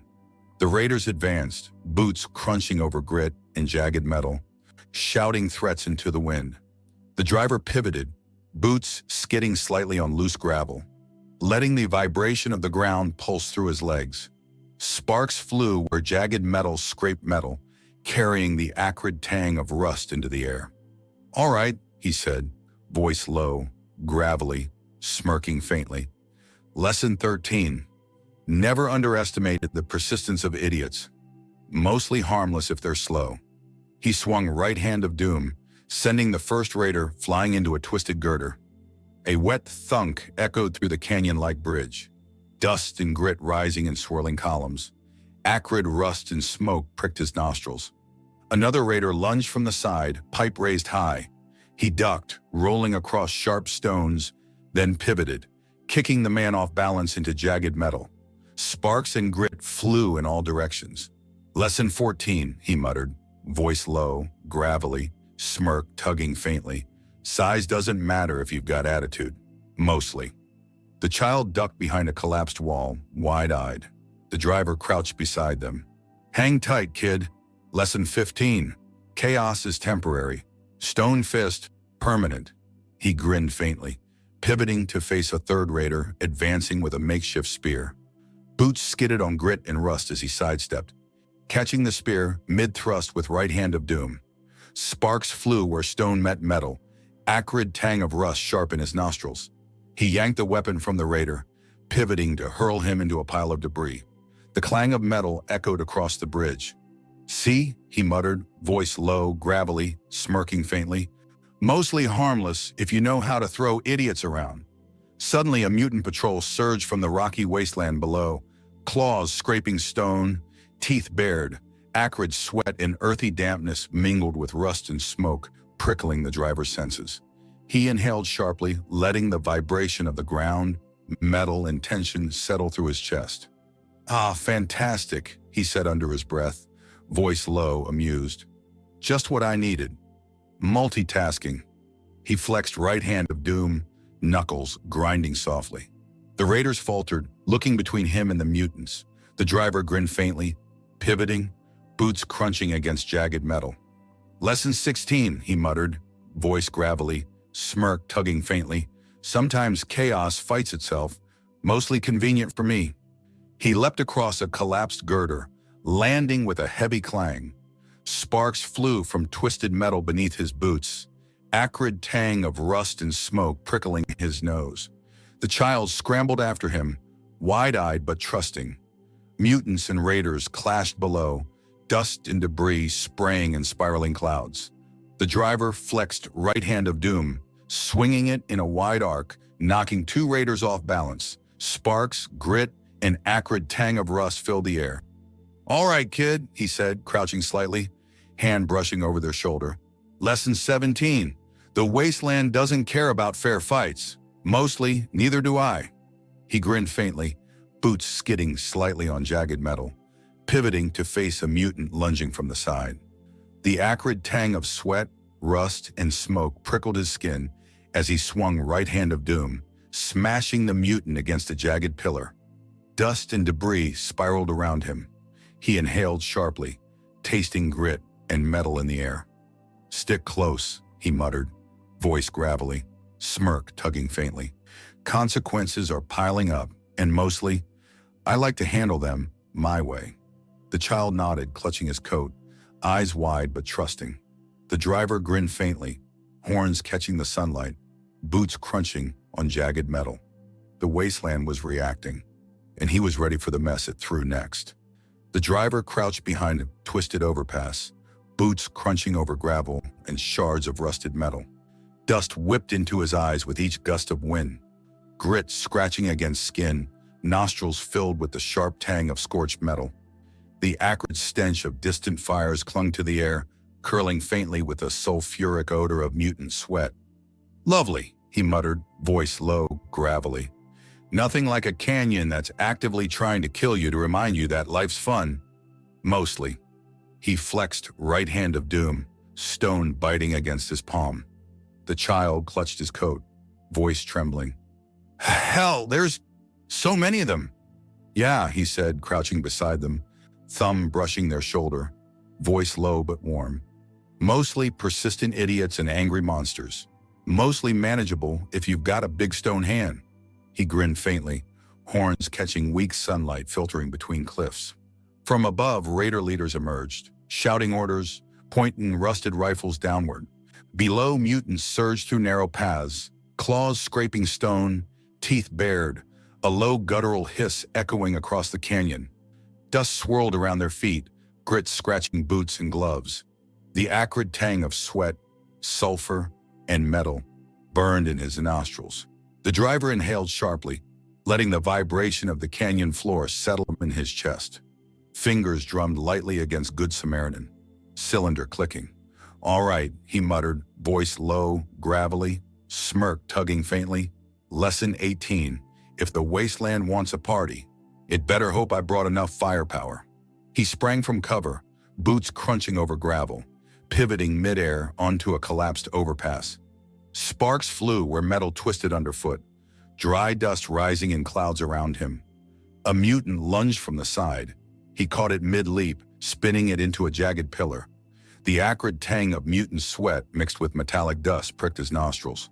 "Lesson 19, he muttered, voice low, gravelly, smirking faintly. "If it jumps at you, throw it somewhere it won't complain. Mostly." He flexed right hand of doom, knuckles grinding against stone. The raiders below regrouped, shouting orders, blades clashing against metal debris. One lunged at the child's cover. The driver pivoted, right hand of doom smashing the man against a rusted girder. Sparks flew, dust and grit swirling. He inhaled sharply, tasting metal and acrid smoke in the canyon air. "Kid," he said, crouching beside them, thumb brushing their shoulder, voice low but warm. "Lesson 20. The wasteland doesn't give a damn about fair fights. Mostly, neither do I." The child swallowed, eyes wide but trusting. He grinned faintly, horns catching sunlight through the canyon cracks. Boots skidded slightly on gravel, metal groaning underweight. "And that," he muttered, voice gravelly, smirk tugging faintly, "is why I'm your guide through the apocalypse. Mostly." Mutants surged again, claws scraping stone. The driver pivoted, swinging right hand of doom, knocking one off balance into a pile of rusted scrap. Sparks, dust, and acrid tang of sweat filled the canyon. He inhaled sharply, letting the vibration of stone, metal, and chaos pulse through his chest. From above, raider leaders fired rifles. Bullets pinged against metal and stone, sending sparks into the dust-heavy air. He ducked, rolling over gravel, pivoting to hurl a loose pipe into the group. Clang and sparks echoed. Acrid smoke and metallic tang stung his nostrils. "Lesson 21, he muttered, voice low, gravelly, smirking faintly. "If it comes at you, hit back harder. Mostly effective." He grinned faintly, boots crunching over jagged debris, pivoting to face the next mutant lunging from the side. The acrid tang of sweat, sulfur, and metal prickled his skin. He swung right hand of doom, smashing the mutant against a cliff face. Dust, sparks, and debris spiraled around him. He inhaled sharply, tasting grit and metal, letting the vibration of the canyon resonate through his bones. The child clutched his coat, voice trembling. It's so many." "Kid," he said, crouching beside them, thumb brushing their shoulder, voice low but warm, humor threading faintly. "Mostly numbers don't matter if you've got stone fists and a taste for chaos." He flexed right hand of doom, knuckles cracking. A low rumble rolled through the canyon, dust and grit spiraling, as though the wasteland itself was reacting. The driver inhaled sharply, acrid tang of smoke and metal filling his lungs. "Mostly," he muttered, voice gravelly, smirk tugging faintly. "It doesn't like me very much." "Good. Means we're doing something right." He rose slowly, boots crunching over debris, horns catching the sunlight. Dust and sparks swirled around him. "Stick close, kid," he said, voice gravelly, warm, smirk tugging faintly. "Consequences are piling up, and mostly I like to handle them my way." The child nodded, wide-eyed but trusting. The wasteland was alive with retaliation, mutants and raiders coordinating attacks, and the canyon itself groaning under shifting debris. The driver grinned faintly, right hand of doom raised. "Mostly, let's see what happens next." The driver crouched behind a twisted vehicle, boots scraping gravel and shards of metal, dust whirling in gusts of wind. The acrid tang of rust and scorched metal pricked his nostrils, mixed with a faint coppery note, the unmistakable scent of blood. "Lovely," he muttered, voice low, gravelly. "Nothing like a canyon that's actively plotting against you to make the day interesting." He flexed right hand of doom, letting the rough stone bite into his palm. The child clutched his coat, peeking out from behind the same wreck. "Hell, there's more of them," they whispered. "Yeah," he said, crouching beside them, thumb brushing their shoulder. "Mostly persistent idiots and angry monsters, and mostly perfect for practice." He grinned faintly, horns catching the slanting sunlight filtering between jagged rocks. From above, raider reinforcements leapt down from jagged cliffs, makeshift blades and rifles ready. Below, mutant patrols surged forward, claws scraping stone and metal. The low, guttural hisses of the mutants echoed through the canyon, vibrating through his boots. The driver inhaled sharply, tasting metal, dust, and faint ozone from residual arcane energy. Fingers drummed against Good Samaritan, cylinder clicking lightly. "All right," he muttered, voice gravelly, smirk tugging faintly. "Lesson 22. Welcome to the Coordinated Chaos Club. Mostly they're predictable." He launched himself across a narrow gap, boots skidding on jagged stone, pivoting midair. Sparks flew where metal scraped stone. A mutant lunged from the side. He caught it mid-leap, spinning it into a twisted pipe. Acrid tang of sweat and rust stung his nostrils. "Lesson 23, he muttered, voice low, gravelly, smirk tugging faintly. "If it jumps at you, throw it somewhere uncomfortable. Mostly." He flexed right hand of doom, knuckles grinding softly. The child crouched behind a collapsed wall, wide-eyed. The driver pivoted, swinging the massive stone fist in a wide arc, knocking two raiders off balance. Sparks, dust, and acrid tang of sweat filled the air. He inhaled sharply, letting the vibration of stone, metal, and chaos pulse through his chest. From a higher ledge, raider leaders shouted orders, gesturing toward mutants below. Bullets pinged against metal and stone, sparks flying into the dust-heavy canyon air. He ducked, rolling over gravel and jagged debris, pivoting to hurl a rusted pipe at the advancing raiders. Clang and sparks echoed across the canyon walls. "Lesson 24, he muttered, voice low, gravelly, smirk tugging faintly. "If it comes at you from multiple directions, smash harder." He grinned faintly, boots skidding slightly on loose metal, pivoting to face a mutant lunging from the side. The acrid tang of sweat, rust, and dust pricked his skin as he swung right hand of doom, smashing the mutant against a cliff face. Dust, sparks, and debris spiraled around him. He inhaled sharply, tasting grit, metal, and ozone in the canyon air. Suddenly, the ground beneath him groaned, a low rumble echoing through the narrow pass. Dust and small stones tumbled from the jagged rocks above. The canyon itself seemed alive, a reactive, oppressive presence pressing down.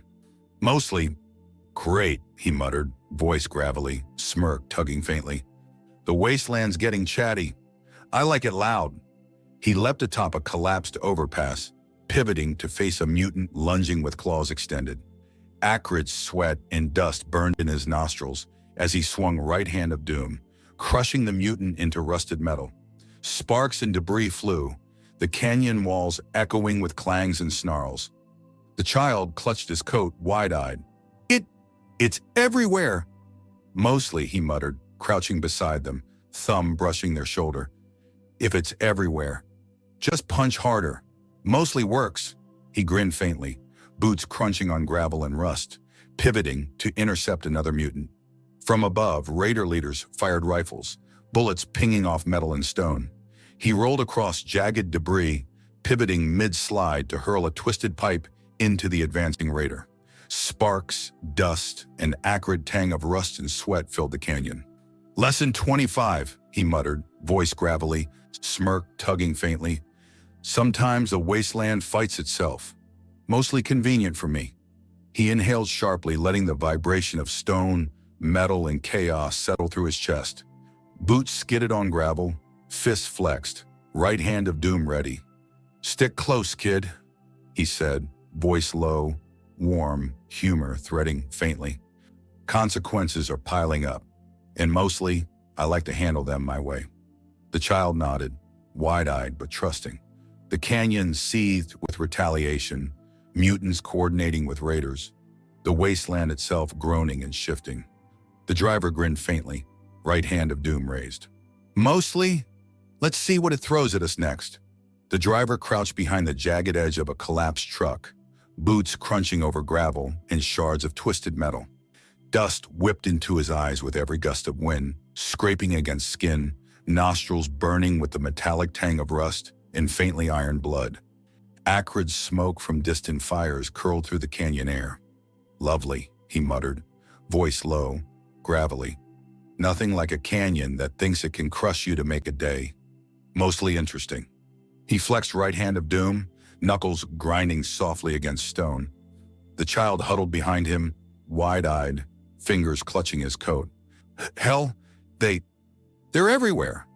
Mostly, he said, crouching slightly, thumb brushing over their shoulder, voice low but warm. Numbers don't scare me, mostly, and if they get too close, he grinned faintly, horns catching the slanting sunlight. This happens. He slammed right hand of doom into a rusted girder, sending a shockwave through the gravel and twisted metal. Mutants and raiders surged from multiple directions, claws scraping stone, blades glinting in weak sunlight. Dust and debris filled the air, grit sticking to skin, acrid tang of blood and rust stinging his nostrils. He inhaled sharply, letting the vibration of the canyon floor settle in his chest. Lesson 26, he muttered, voice gravelly, smirk tugging faintly. If it comes at you from all sides, smash smarter. He pivoted, rolling across jagged debris, and caught a mutant mid-leap, spinning it into a pile of twisted metal. Sparks flew, dust and grit swirling in the canyon. He inhaled sharply, tasting iron and acrid smoke, letting the vibration pulse through his bones. The raiders fired rifles from above. Bullets pinged off metal, echoing against stone walls. He ducked, pivoted, and grabbed a length of rusted pipe. Swinging it, he sent one raider stumbling into a mutant, the two colliding in a spray of sparks and dust. Acrid tang of sweat and rust filled his nostrils. Mostly, he muttered, voice low, gravelly, smirk tugging faintly. Chaos loves a good remix. He grinned faintly, boots crunching over debris, pivoting to intercept another mutant lunging with claws extended. The child whispered, voice trembling, Hell, we can't fight them all. He crouched, hand brushing their shoulder. Kid, he muttered, voice low, warm, humor threading faintly. Mostly you don't. You improvise. And that's exactly what we're going to do. He scanned the canyon, noting a collapsed overpass angled above the enemies, rusted cables still under tension. A plan formed. He pivoted, rolling across jagged debris, boots scraping metal and gravel, grit cutting across his palms. With a grunt, he grabbed a heavy rusted girder, swinging it with right hand of doom, smashing into the cable supports of the overpass. Sparks flew where stone met metal. Dust and grit swirled, acrid tang of rust and blood prickling his nostrils. The overpass groaned, shifting precariously. Mutants froze mid-lunge, raiders shouting orders, chaos pausing for a heartbeat. The driver grinned faintly, Voice low, gravelly, smirk tugging faintly. Lesson 27, sometimes the environment does half the work. Mostly. The overpass collapsed in a controlled cascade, landing across the advancing mutants and raiders. Sparks, dust, and metallic tang filled the air, the canyon echoing with clangs and the low roar of enraged enemies. The driver pivoted, boots skidding slightly on gravel, inhaling sharply, tasting rust, smoke, and grit. He flexed right hand of doom, knuckles grinding softly. The child clutched his coat, wide-eyed but trusting. Mostly, that buys us a moment, he muttered, voice low, gravelly, smirk tugging faintly. A good moment, and moments are priceless in the wasteland. He crouched, scanning the canyon, dust and sparks settling, acrid tang of rust and blood lingering in the air. The enemies were disoriented, some pinned by debris, others regrouping slowly. Stick close, kid, he said, voice gravelly, warm, humor threading faintly. Lesson 28. Sometimes you survive by smashing smart. Mostly. The child nodded, wide-eyed but trusting. The canyon settled into uneasy silence, dust curling in lazy spirals, metallic tang heavy in the air. The driver grinned faintly, horns catching the sunlight, boots crunching on gravel. He flexed right hand of doom, knuckles cracking. Mostly. Now we see what the wasteland throws at us next, he muttered, voice low, gravelly, smirk tugging faintly. And believe me, it's not going to be polite. The driver stood at the edge of the plateau, boots crunching over jagged stone. The canyon below stretched like a scar through the wasteland, twisted metal and shattered vehicles glinting in weak sunlight. Dust rose in lazy spirals, curling with acrid smoke from scorched remains. The metallic tang of rust and blood lingered in the wind. He flexed right hand of doom, knuckles grinding softly, letting the weight of stone and bone anchor him. The vibration of the canyon hummed faintly through his boots, pulse steadying in rhythm with the wind. Lovely, he muttered under his breath, voice low, gravelly. Nothing like victory that smells like burnt metal and sweat to make you feel alive. Mostly. The child shuffled beside him, coat dusted with grit and ash. It's quiet now, they whispered, voice trembling. Mostly, he said, crouching slightly, thumb brushing over their shoulder. Quiet is just a warning in the wasteland, mostly temporary, but it's nice for a moment. So savor it. His horns caught the slanting sun, faint shadows dancing across his scarred skin. Below, scattered raiders and mutants stirred in disarray. The canyon itself seemed to pulse, shifting subtly under the heat and wind. He inhaled sharply, tasting the metallic tang of rust, acrid smoke and faint ozone lingering from residual energy. Lesson 29, he muttered, voice low, gravelly, smirk tugging faintly. Sometimes surviving is enough. Mostly. He crouched, hand brushing over the jagged stone at his feet, rough edges biting lightly into his palm. The child followed, stepping carefully over shards of metal and rock. You didn't get hurt, the child said wide-eyed. Not badly, I mean. He grinned faintly, voice low and gravelly, a humor threading through. Mostly, he said, thumb brushing their shoulder. Mostly I keep the big punches for the bad guys. And mostly, I get away with it. He flexed right hand of doom, knuckles cracking softly. The wind picked up, whipping dust and ash against his coat, tugging at loose scraps of debris. He inhaled sharply, feeling the vibration of stone, wind, and residual chaos settle in his chest. The wasteland stretched beyond the canyon, endless and hostile, promising more trouble, more monsters, more idiots to throw across the scenery. Mostly, he muttered, voice gravelly, smirk tugging faintly. The wasteland doesn't give a damn about you or me. Mostly, it just waits. The child shifted nervously. Are we gonna keep going? He crouched, hand brushing over jagged stone, gaze scanning the horizon. Kid, he said, voice low, warm, humor threading faintly. Mostly that's what we do. We keep moving, keep punching, and mostly we survive. And every now and then, we make the bad guys regret it. He rose slowly, boots crunching over stone and debris, horns catching the weak sun. Dust and ash swirled in the wind. Right hand of doom flexed, knuckles grinding softly. He grinned faintly. Mostly, the wasteland's alive, and mostly it's angry, he muttered, voice gravelly, smirk tugging faintly. But that's fine, means it's paying attention. The child looked up at him, wide-eyed but trusting. He crouched, thumb brushing over their shoulder, voice low and gravelly, faint humor threading through. Stick close. Mostly, I've got this. And mostly the wasteland's about to learn my kind of trouble. He inhaled sharply, tasting scorched metal, dust, and faint ozone. The canyon stretched below, quiet for the moment, but vibrating faintly with the pulse of chaos yet to come. Mostly, he muttered, smirk tugging faintly, horns catching sunlight, boots crunching over jagged stone. Let's see what's next.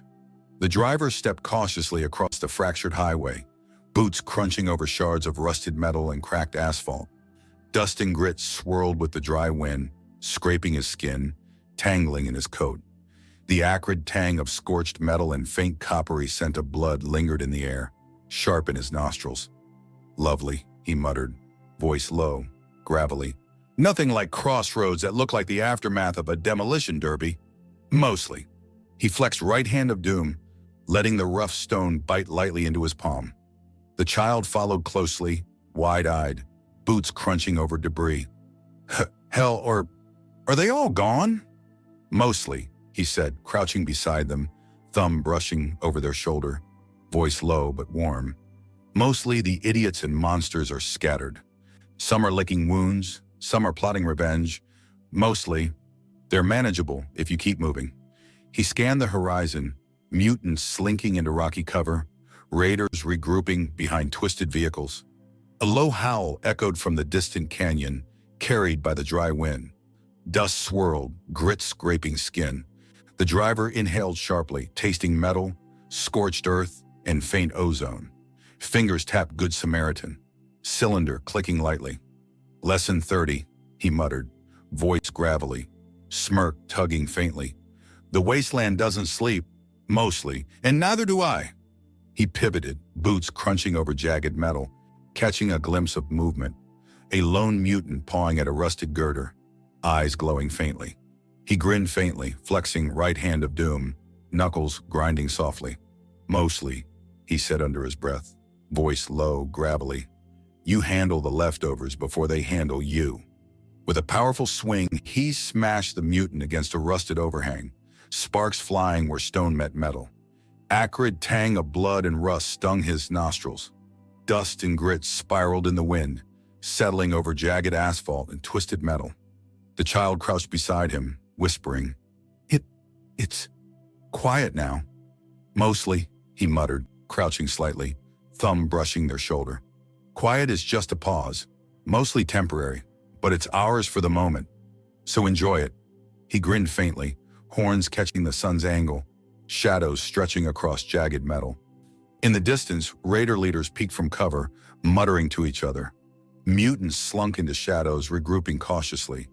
The driver inhaled sharply, tasting metal, dust, and faint ozone lingering from residual arcane energy. Mostly, they'll figure out I'm not someone to mess with, he muttered, voice gravelly, smirk tugging faintly. And mostly, that buys us time. He crouched, hand brushing over asphalt and debris, feeling the vibration of stone and metal through his fingers. Boots scuffed lightly over jagged edges. Dust and sparks lingered in the wind. Stick close, kid, he said, voice low, warm, humor threading faintly. Lesson 31. Sometimes surviving isn't enough. Mostly you make the wasteland respect you, or at least fear you. The child nodded, wide-eyed but trusting. He rose slowly, boots crunching over debris, horns catching the sun. Right hand of doom flexed, knuckles grinding softly. Mostly, he muttered, voice gravelly, smirk tugging faintly. The wasteland's quiet now. Mostly. But that's okay. Means it's paying attention. And I like being noticed. He inhaled sharply, tasting dust, scorched metal, and faint ozone, letting the vibration settle in his chest. The crossroads stretched before them, silent, tense, holding the promise of both danger and opportunity.